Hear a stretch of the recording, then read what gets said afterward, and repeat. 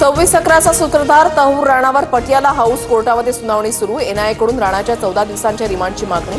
सुनावणीनंतर राणाला एनआयए हेडक्वार्टरमध्ये आणलं जाणार।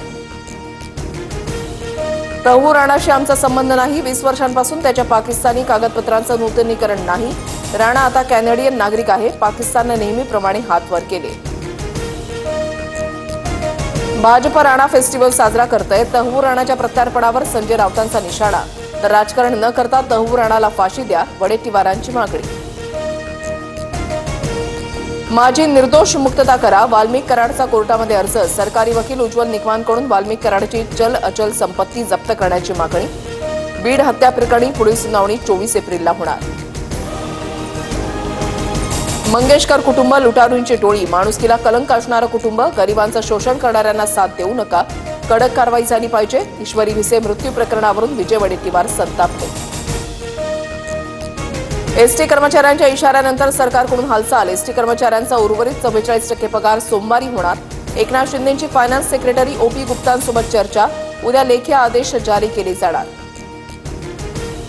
चेहरा भोळा आणि भानगडी 16, मी देखील चेहऱ्यावर जाऊन इतके वर्ष फसलो।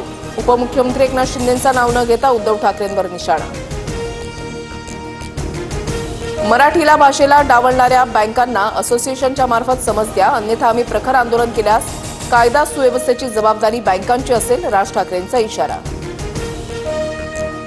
अजितदादांचे पुत्र जय पवारांच्या साखरपुड्याच्या निमित्तानं पवार कुटुंबीय एकत्र। शरद पवारांसह सुप्रिया सुळेही समारंभाला उपस्थित।